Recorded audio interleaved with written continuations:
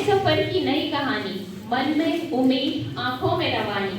Orientation का ये पहला दिन बन जाए जीवन की सुनहरी निशानी।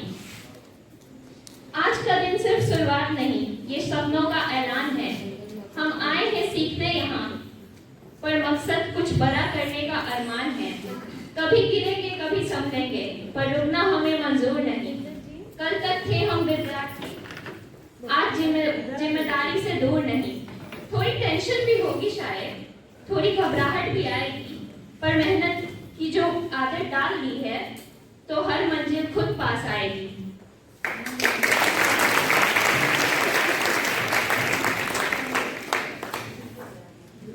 नमस्कार आदरणीय प्राचार्य महोदय, माननीय शिक्षकगण, सीनियर छात्र और आज की शाम की सबसे खास रौनक हमारे नए साथियों। आज का ये ओरिएंटेशन में आपका स्वागत है। बहुत खूब राजश्री, सच में आज का जो दिन है कितनी हसीन है, क्योंकि आज सभी की उपस्थिति ने इस प्रांगण में एक नई ऊर्जा और उत्साह भर दिया है। मैं गौरव भारती, मेरी को एंकर राजश्री आप सभी का पीटीसी मसौरी में स्वागत करते हैं।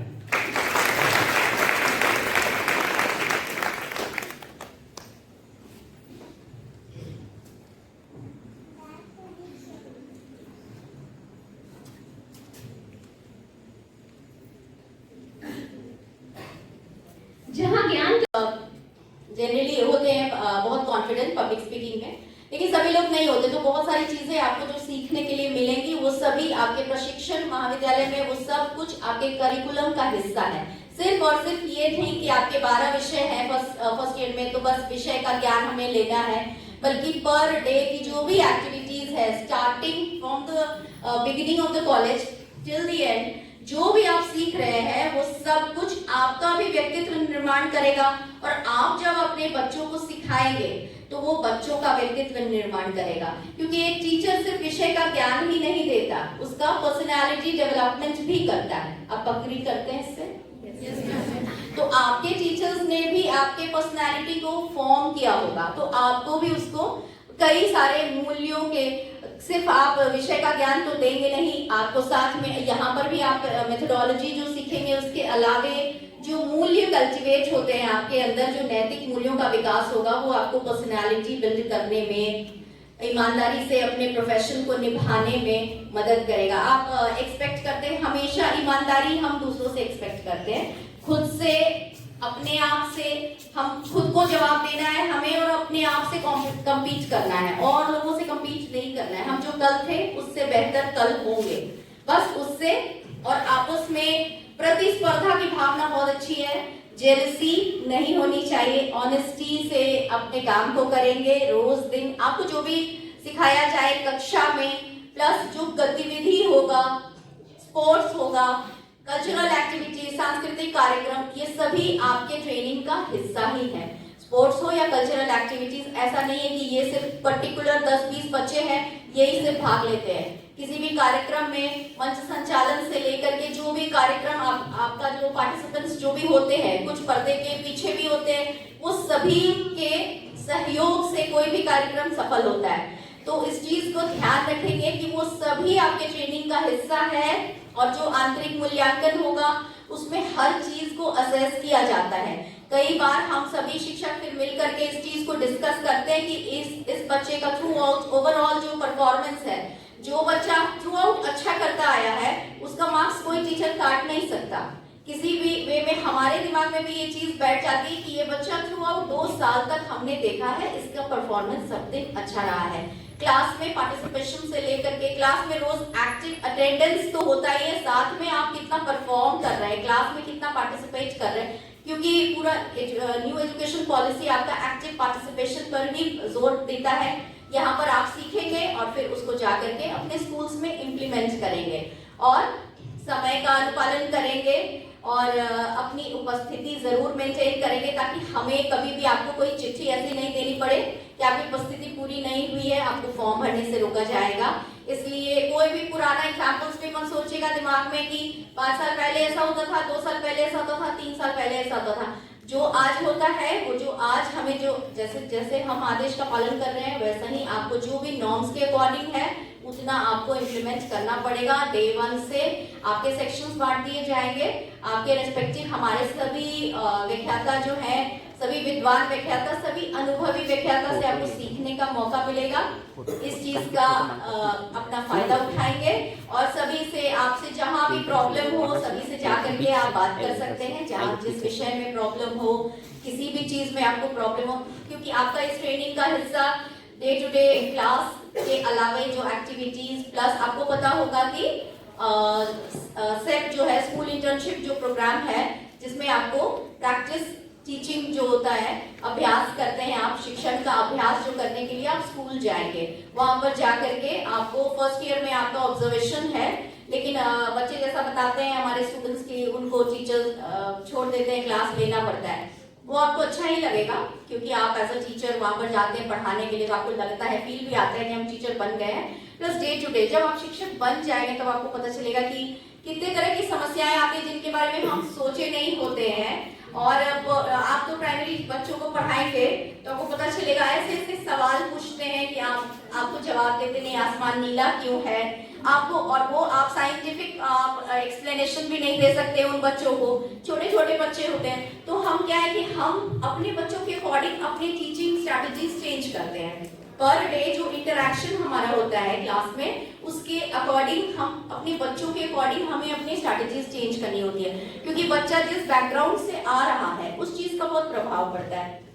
हर बच्चे के लिए same way same technique implement आप नहीं कर सकते। कुछ बच्चों का जिसका बैकग्राउंड इंफीरियर रहा हो, जिनको उतना एक्सपोजर नहीं मिला हो, जैसे आपको कोई पढ़ाते समय आपको एग्जाम्पल देना है तो आप उस चीज का एग्जाम्पल दे सकते हैं पढ़ाने में जिस चीज से वो अवेयर हो। आप पिज्जा का एग्जाम्पल दे रहे हैं मान लीजिए, सर्कल या कोई भी चीज फ्रैक्शन पढ़ाते समय, तो आप वो ऐसा एग्जाम्पल दे रहे हैं जो चीज उसने कभी देखा ही नहीं तो उसकी समझ में नहीं आएगा। तो आपको अपने एग्जाम्पल्स, अपनी टीचिंग स्ट्रैटेजीज, अपने टूल्स जो भी आप यूज करेंगे वो उसके अकॉर्डिंग होना चाहिए जिस बच्चे को आप पढ़ा रहे हैं। डिपेंड करता है आपके स्कूल में प्राइमरी टीचर्स बनेंगे आप, हो सकते हैं कुछ सरकारी स्कूल में, कुछ प्राइवेट स्कूल्स में, कुछ बिहार में, कुछ आउट ऑफ बिहार, जहां भी जिस भी स्टेट में आप जाएंगे, जिस तरह का कल्चर है, जिस तरह के कल्चरल बैकग्राउंड से, इकोनॉमिक बैकग्राउंड से बच्चे आते हैं, उसके अकॉर्डिंग आपको फ्लेक्सिबल होना पड़ेगा। तो कई सारी चीजें हैं जो आप यहाँ सीखेंगे और उम्मीद हम यही करेंगे कि आप सभी अच्छा सीख करके जाएंगे और आप सभी के पर्सनैलिटी में वो डेवलपमेंट होगा जो आप भी चाहते हैं और हम भी अपने आपसे यही अपेक्षा रखते हैं कि आप और हमारे सभी अनुभवी व्याख्यातागण से आप भी अच्छी बातें सीखेंगे, अच्छा विषय का ज्ञान के साथ साथ सभी। और हम एक्सपेक्ट करेंगे मॉनिटर्स वगैरह सब हमारी एकेडमिक इंचार्ज है रानी मैम, और बाकी सब आपको पता चलेगा कौन कौन सा विषय कौन पढ़ाएंगे। 12 पेपर्स हैं हमारे, वो सब चीज आप धीरे धीरे जान जाएंगे और सभी के साथ अच्छे से बिहेव करेंगे, किसी के साथ मिसबिहेव नहीं करेंगे, चाहे आपके फैकल्टीज हो या आपके नॉन टीचिंग स्टाफ हो या आपके सीनियर स्टूडेंट्स हो। ये सब चीज क्योंकि आप टीचिंग प्रोफेशन में जा रहे हैं और उसकी गरिमा को बनाए रखेंगे, महाविद्यालय का माहौल किसी भी तरह से खराब ना हो, सब चीजों आप पे डिपेंड करता है क्योंकि ये आप ही हमारे अभिन्न अंग हैं जिसकी वजह से कि हम भी यहाँ पर हैं आपको ट्रेनिंग देने के लिए। तो आप भी सीखेंगे जो चीज आप में, बच्चे भी आपसे सीखेंगे। तो आपको भी इस प्रोफेशन में आए हैं तो आपको भी एक आइडियल आदर्श शिक्षक के कौन से गुण हैं, कोई बताएंगे कि आदर्श शिक्षक में कौन सा गुण आप देखना चाहते हैं? आपने अपने टीचर्स में जो देखा, जो चीज आपको एडमिरेबल लगा, मतलब अपने टीचर्स में जो चीज आपने एडमायर किया, आपको पसंद था, तो आप चाहते हैं कि भविष्य में जब आप शिक्षक बने तो वो गुण आप में जरूर हो। एनीवन? यस। मेरे टीचर जो थे वो मुझे इस तरीके से पढ़ाते थे, मतलब कि बहुत आसानी से हर चीज को भी समझा दिया करते थे, इसीलिए मुझे उनके जैसा ही टीचर बनना है। यही आपका मोटिवेशन भी टीचर बनने के लिए। चलिए बहुत अच्छा, मतलब कि किसी भी डिफिकल्ट कॉन्सेप्ट को कितने इजीली वो समझा पाए, ये आपका कम्युनिकेशन स्किल पर भी बहुत डिपेंड करता है। एक टीचर के लिए कम्युनिकेशन स्किल तो जो मैंने बोला अभी भी कि पब्लिक स्पीकिंग और कम्युनिकेशन स्किल्स, ये सब हमारे पेशे का अभिन्न पार्ट्स है, जो कि रिक्वायरमेंट्स है।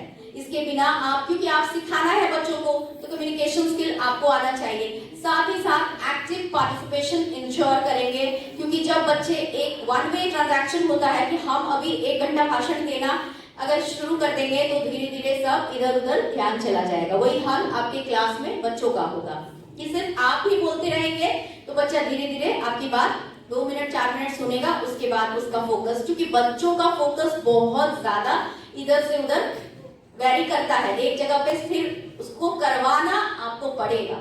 कब? जब आप उसके मनपसंद मन लायक चीज करेंगे, तो उसके लिए पर डे क्लास आप प्लान करके जाएंगे। यहाँ आपको जो भी स्ट्रैटेजी सिखाई जाएंगी, लेसन प्लान, लर्निंग प्लान आप कैसे बनाएंगे से लेकर के आपका विषय का ज्ञान, जो चाइल्ड साइकोलॉजी क्या है, वो सब चीज आप पेपर वाइज आपका बांटा हुआ है, बैकग्राउंड एजुकेशन का। लेकिन जो मेन चीजें आएंगी वो आपको खुद से करना पड़ेगा, क्योंकि ये जो भी थियोरेटिकल जितना भी नॉलेज है, जितने भी सिद्धांत आप पढ़ेंगे, प्रैक्टिकली जब आप उसको इम्प्लीमेंट करने जाएंगे तो आप देखेंगे कई सारे प्रैक्टिकल चीजें आती हैं जिसका कि उस किताब में उसमें आपने नहीं पढ़ा।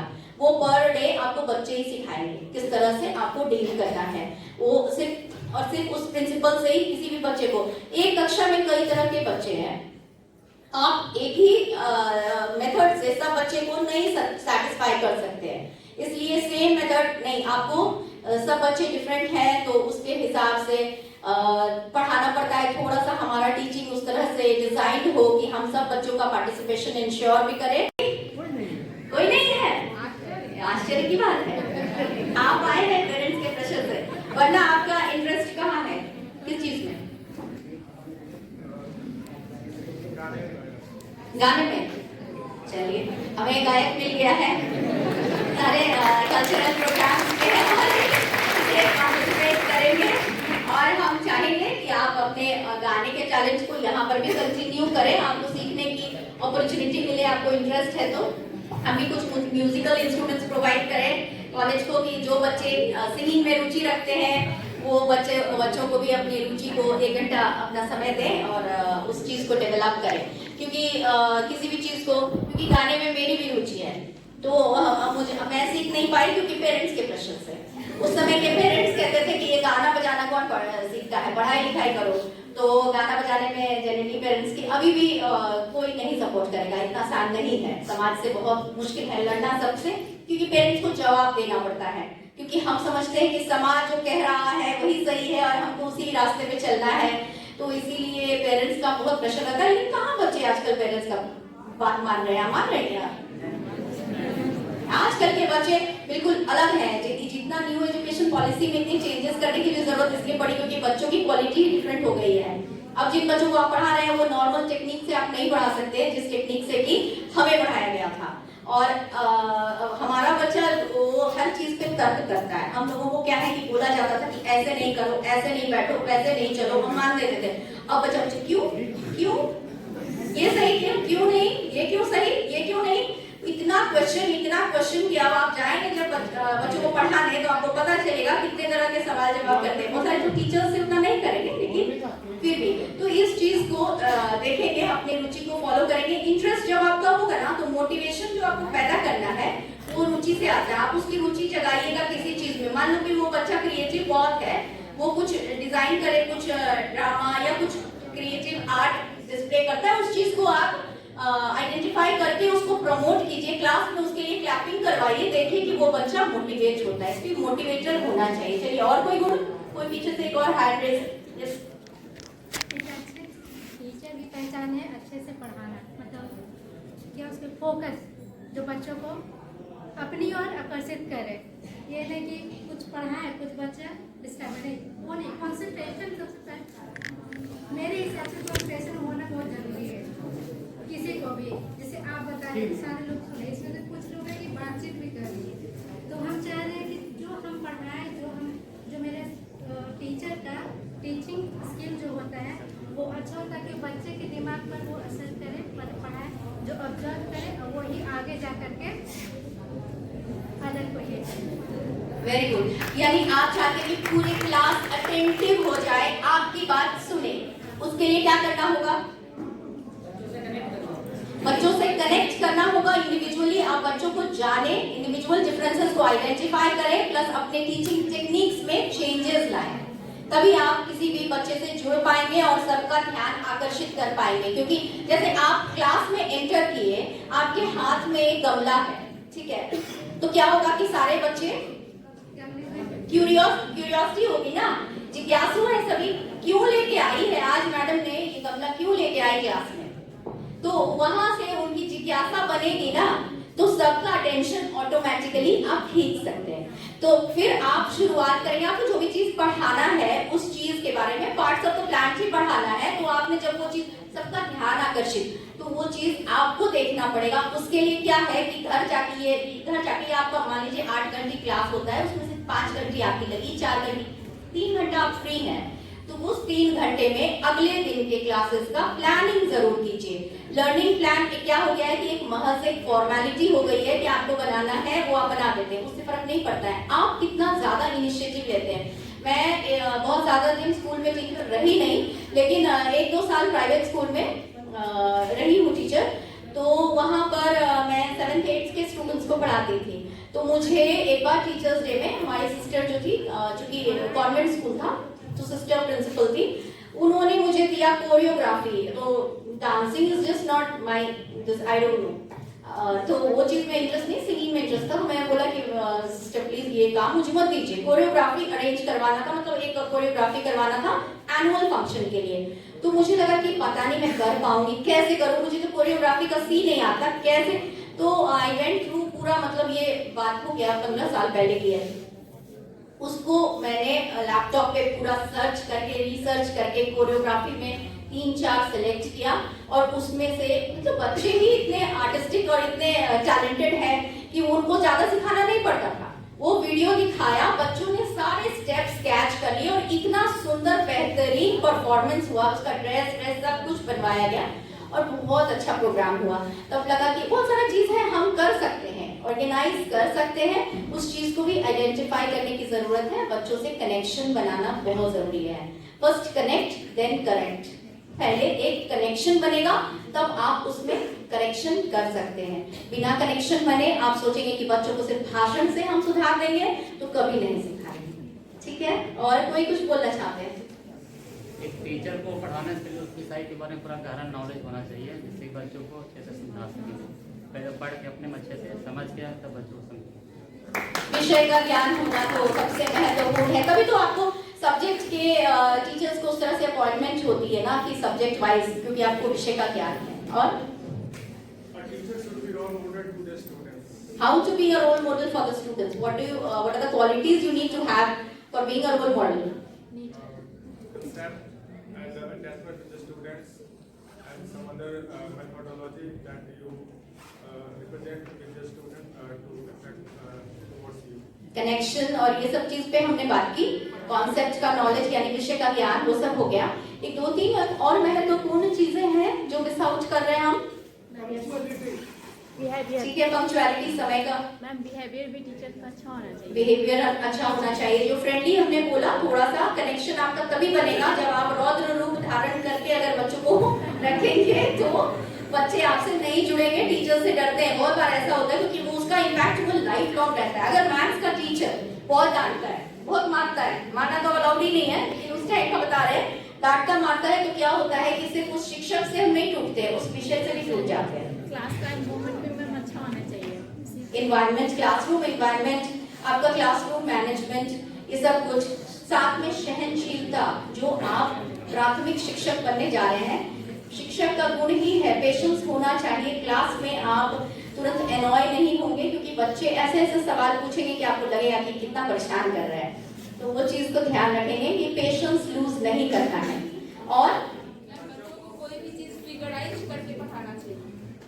टीचिंग मेथोडोलॉजी हो गया कि आप फिगर दिखा रहे हैं या एक्टिविटी बेस्ड लर्निंग करा रहे हैं। जरूरी है कि पहले आप खुद में डिसिप्लिन आए, उसके बाद ही बच्चे खुद में डिसिप्लिन लाएंगे तभी आप एक रोल मॉडल बन सकेंगे बच्चों के लिए, क्योंकि आपके अंदर जो क्वालिटीज उसको नजर आती है ना, उसको तुरंत छोटे बच्चे होंगे जिनको आप पढ़ाएंगे तुरंत में आपको अडेप्ट करेंगे कि ये चीज हमारे टीचर में बहुत अच्छा लगता है, मैं भी इस चीज को करूं। और कोई कुछ कहना चाहते हैं?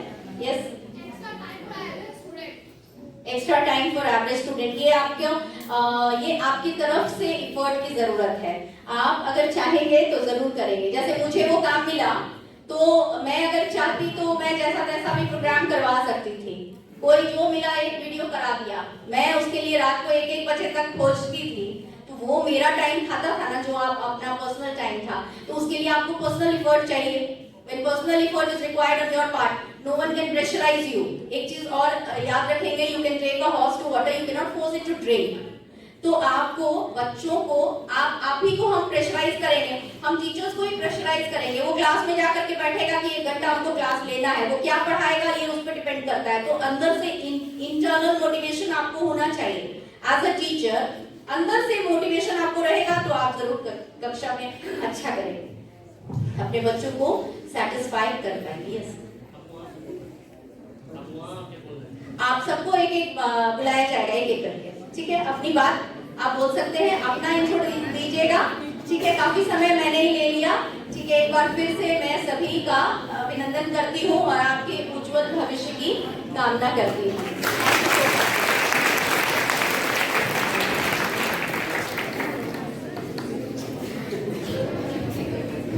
Thank you so much, ma'am, for your valuable guidance. तो उम्मीद है कि आप लोग मैम की बातों का ध्यान रखेंगे, जो भी मैम ने मार्गदर्शन दिया। बहुत कुछ सीखने को मिला होगा मैम की बातों से। नई उमंग है, नई तरंग